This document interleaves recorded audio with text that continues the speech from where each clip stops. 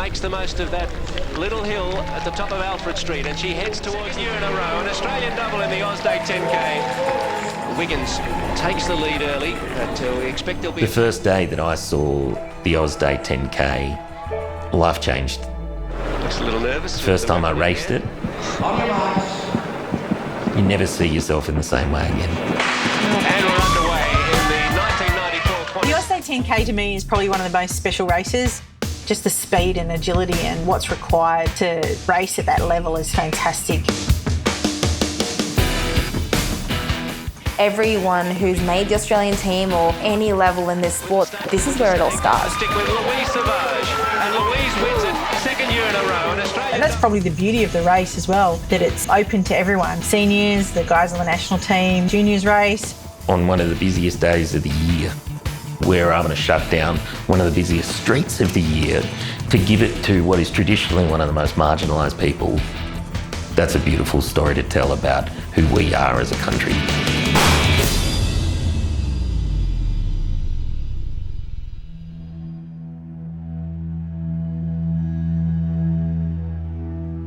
The Oz Day 10K, for me, it built wheelchair racing. Back in the day, if you wanted to experience sport for people with disabilities, you had to travel abroad. The Oz Day 10K was about inviting the world into Australia, was to show what sport for people with disabilities was like. I saw it as a 13, 14-year-old kid, and the Oz Day 10K was shown on the news. My dad was able to pick me up, drag me out of the playing footy, crawling around the hills of Carcoar, and put me in front of the television, and I saw these amazing wheelchair races. It was so hard to put them down into anything that was real to my experience. They were as foreign as Superman. I went to the second ever Oz Day 10K in 1991 when it moved from Centennial Park. For me, it was huge coming over and racing Australians' icons being, you know, at the Opera House and of course the Harbour Bridge. It was massive. I did my first race and I was probably pretty much hooked. My first Oz Day was 1995 and I raced it every year until 2019. It was cemented in my calendar from that first day. Everyone wanted to do Oz Day, everyone wanted to be part of the scene and the series, so yeah, it was fantastic. I've only missed 2 Oz Days the whole time it's been running. Well, you can't talk about the GIO Oz Day 10K without talking about Louise Savage. She's a 10-time winner, and the support that she's given this race year in, year out is unbelievable. So you can't separate those two things. Our race is Louise and Louise is the race. Kurt is a superstar of our sport and he's a superstar of the GIO Oz Day 10K. As many people know, this race was the one that lit the fire in Kurt originally, and that fire is still burning today. He's an 11-time winner and he has an incredible legacy. For me, it's more than a race. You know, you reflect on moments that change your life, where you're headed one direction and then something that grabs you and you head another. You know, you reflect on the birth of your kids, the day you proposed. The first day that I saw the Oz Day 10K, life changed.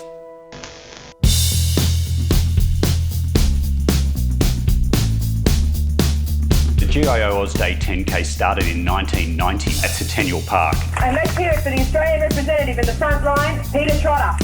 What I think is great about this race is that in 1990, it was started so that kids with disabilities could have heroes too. They could see what they could be. And in 2021, that's actually been preserved. It's very, very rare in sport anywhere around the world that the best in the world can participate along first-timers and emerging stars. I think one of the most special stories in 2021 is the return of Paul Nanari.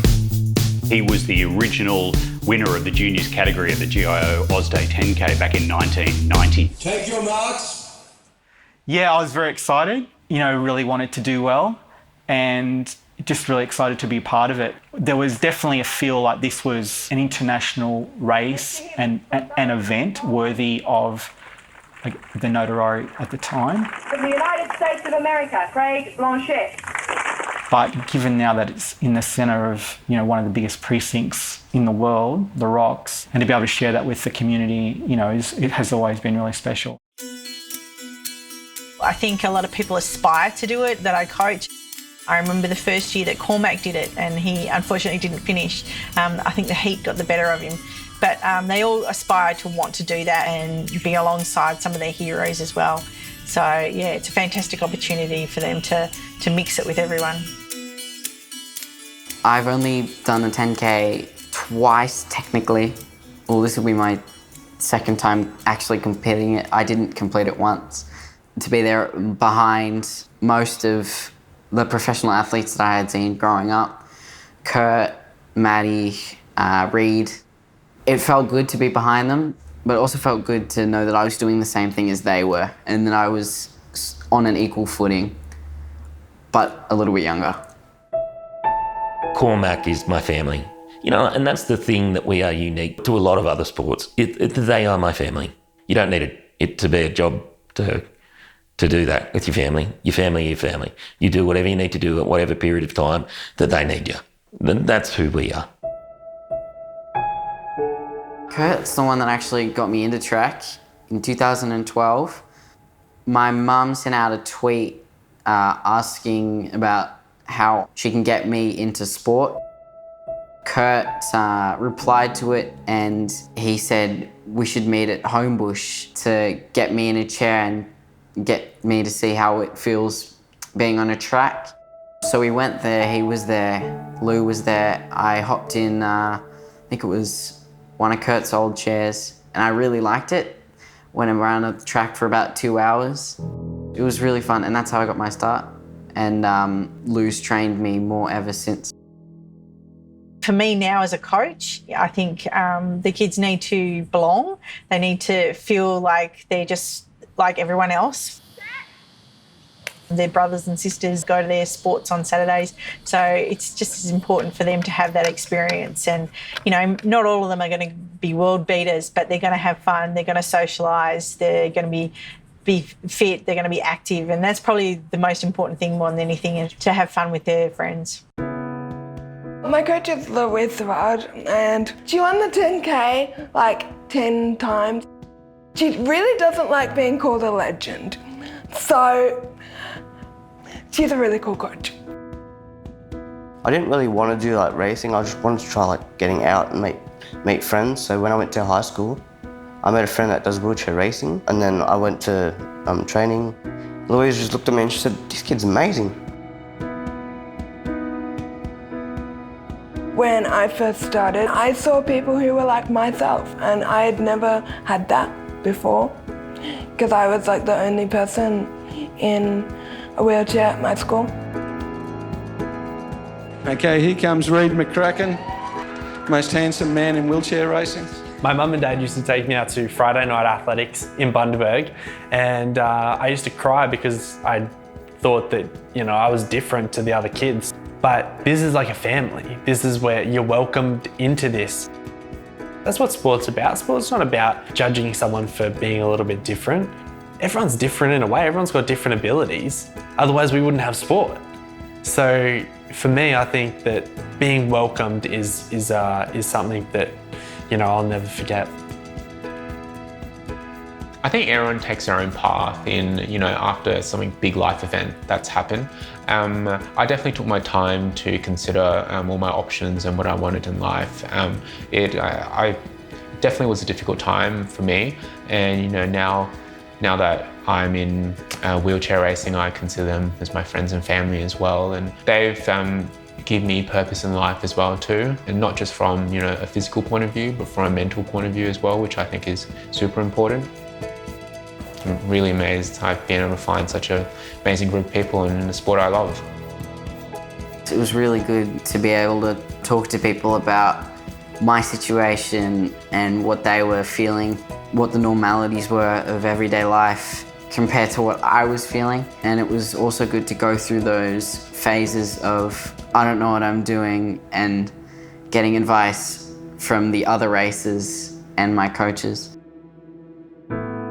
There's not many spaces that exist for children with disabilities where you get to be an entire person without the stigma that disability carries with it being pushed onto you. And it wasn't until I raced here for the first time that I realized I was, for most of my life, existing in a world that was not designed for me. And for the first time in my life, I was suddenly in one that truly was. This was a world that was designed for me by people that looked like me and felt like me and knew that experience inside and out. And what it kind of brought with it was that I was then able to take that experience out into the real world with me and create that wherever I went. And I was able to become a real person, an entire person. And I want that for every single one of these kids.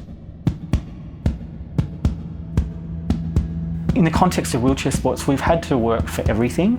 And so you do become very resilient. And you can use that resilience not only in wheelchair sports, but in every facet of your life. You know, I came in by public transport. It doesn't necessarily mean I'm going to have an easy journey back home. There might be a lift out, or I might need to negotiate some steps or getting on the train. Like, a lot of people don't have to worry about those things. We do. And that just makes you resilient to dealing with any other part of our day. Madison, she's been a fantastic athlete since a very young age. She is at the pinnacle of the sport. She travels around the world. I mean, this is her career, racing. If they're filming on ESPN doing the Boston Marathon, they're talking about Madison de Rosario. And it's the young gun, young lady, Madison de Rosario. Madison de Rosario, Open Women. De Rosario's day here in 2017. She has won it for a third time, the Oz Day 10K winner. Lou and I have been working together for 12 years now. Since I was like a ratbag teenager all the way to being like a ratbag adult, I guess. But what I find really interesting about mine and Louise's relationship is that we're both such different athletes. Lou is this, still to this day, like just this fierce person who will win at all costs. That she has this fiery drive, and I didn't think I had that, and I definitely didn't have it in the same way that I saw other athletes having it. And it was Lou who, despite being nothing like me in that regard, kind of helped me to create the athlete that I needed to be and to create the environment and the space to let me be the athlete that I needed to be, even though it was so different to everything she was through her career. And you know, even now we're such different people, but we're so aware of that and we know how to communicate. I think what Louise brings is a passion that is just second to none. She brings that, I guess, that competitiveness that made her such a fantastic athlete. She's brought that to go, I want to be the best coach.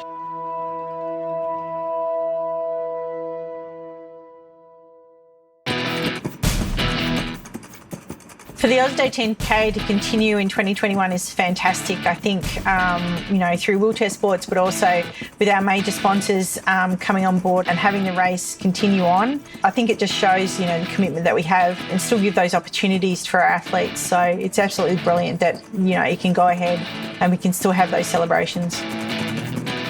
Our pioneers in wheelchair sport were tenacious. And it's been that tenacity that our team has shown to make sure this thing rolls and rolls well so that it has that continuity. The course for Oz Day is it's not flat. So there is one particular hill and it gets very steep at the top. And that's probably the bit that's the hardest for the guys, getting up and down that. Jake will be the favourite for the Oz Day 10K this year. He's been the fastest Aussie for a number of years now. So, yeah, looking forward to seeing what time he can do. Just hopefully hitting my peak at the moment. But yeah, I'd like to do this sport for as long as I can at the highest level that I possibly can. And then after that, just like Louise has done and Kurt does, it's good to, you know, give back a little bit. But yeah, as long as they want me, I'll keep hanging around. And then we got Luke Bailey. He's a guy that's come through our junior system and he's just got that body shape to be a really top level wheelchair racer. I knew Luke from months after he was born to now doing times that I could only dream of in the 100 metres and also crossing into more of those distance races who I'm excited to see what he can do over the 10K this year. Never knew what wheelchair racing was until I met up with Kurt. We met him when I was a little kid. He came and wheeled me around John Hunter Hospital and then 12 years later hopped in his racing gen and just fell in love with the sport. Here's Luke Bailey.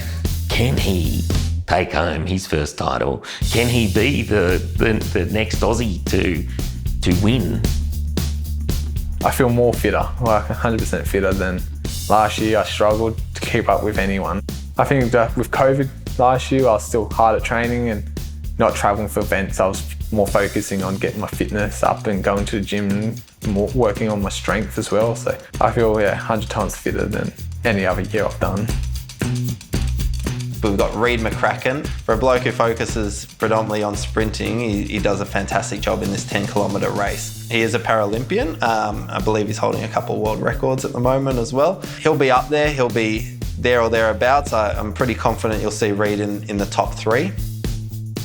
I'm not a 10K racer. I race 100 metres. But I'll still feel as nervous as I am when I line up on a Paralympic start line at the final trying to win a gold medal. You know, that's pretty special to me.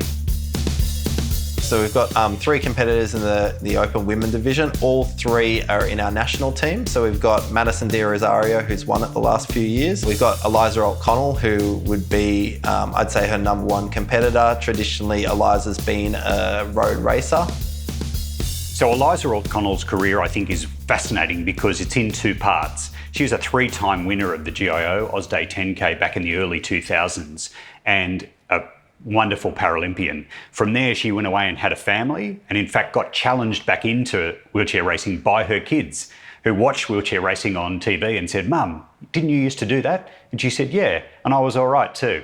And so she's returning now as a Paralympian, but not only that, she's returning in our race to take on Madison De Rosario. And watching these 2 go head to head, wheel to wheel in the Oz Day is amazing to watch. Nadia and Eliza. Madison just in front there. The battle's really on there. They're stuck together. And we've also got Christy Dawes, who's based up in Newcastle. She'll be there or thereabout with those guys as well. It's not going to be an easy race for any of them, and whoever wins it is going to have worked very hard and will be well deserving. I had a car accident in 1990, introduced to sport as part of my rehab in hospital, and I did Oz Day, my first Oz Day in January of 93. I did 52 minutes, thought I was going to die, and we were told to stay to the left, and that lead men's pack came through, and I think I dirtied me knickers just quietly. And at the same time, I've never felt so alive. And I thought, you know what, I'm just beginning, but in a few years, that'll be me. That'll be me in the lead pack, and I'll be going fast and knocking the juniors out of the way and yelling at them and telling them to get off the road. I look forward to seeing Cormac and Ethan more than anything fight it out on the Oz Day course. They're good training partners, so it'll be good to see them go head to head. We're really good friends. We push each other. Yeah, he's really good. Definitely good mates, so I feel like we're close enough where we can be competitive to each other. Coming from Ethan's side though, I probably give it to him a bit more than he gives it to me. It's fun. I think a really interesting competitor this year is Corey Crombie. So Corey won the junior boys last year and he's straight up into the seniors. Corey's just got that determination. He was a champion BMX rider and you know he was an Australian representative there, and he's just got that mindset where he just wants to be the best. Before my accident, when I was in BMX, I didn't really know anything about wheelchair sports. I'm feeling pretty good. I've been training hard. I've got all my energy back and my arms are nice and relaxed so I can go for that 30-minute time. We've got Brad Pemberton. He's based on the Central Coast. There's Brad Pemberton, New South Welshman. Louise Savage put me onto it. She recommended it was a really good race for me to do, and I've done it. I've loved it ever since. It's the highlight of the year. If there's one thing I could keep doing out of my racing career, it'd be the Oz Day 10K.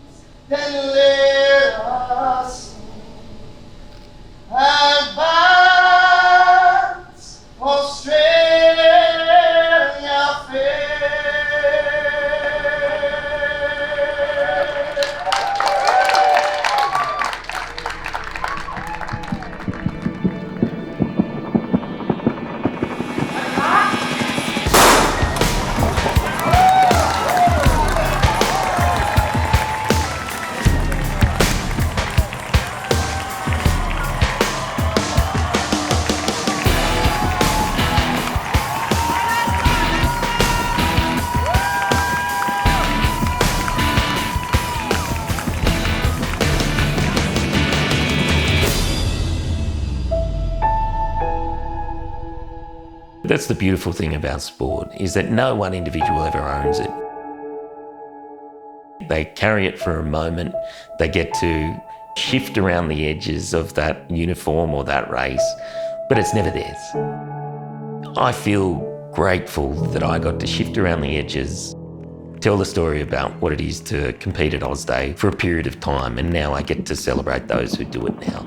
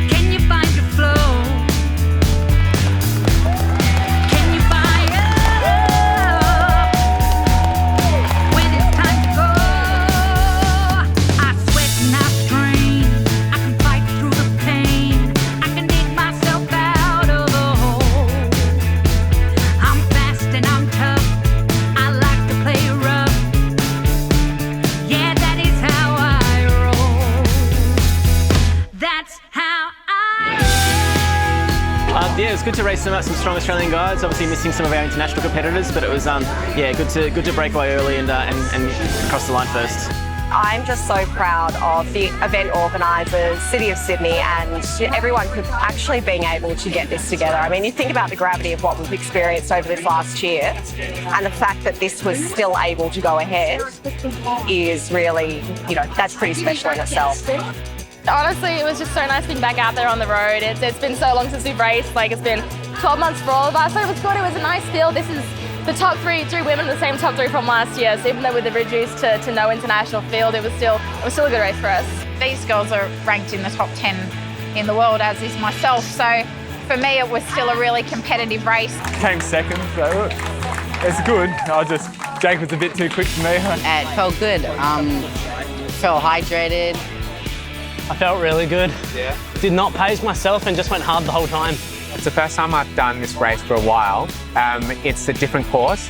I managed to do it in a good time, so I was under what I did last time, so I'm actually quite excited. I felt like I was almost going to throw up on the first lap, and then on the second lap, my throat was parched. On the third lap, I just really wanted to finish it and get it over and done with. So I finished third. Yeah, I was really happy. I think that best place that I've had in the Open Men before. It was hard work. I think by the second hill I was pretty ready for bedtime. So I think you're actually having a bit of a hiatus. I mean, you always appreciate the opportunities, but I think to reconnect, not only with the race, but the community was really special this time round, and something I'd like to kind of continue doing. At Wheelchair Sports New South Wales ACT, our mission is to change lives through sport. There are very few things we do that change as many lives as this race. And I think if you've been here and experienced this race today for the first time, you've realised that the lives that get changed by this race are not just the lives of the athletes and their families, but of everyone that comes into contact with this experience. Thank you for being with us for the 32nd GIO Oz Day 10K.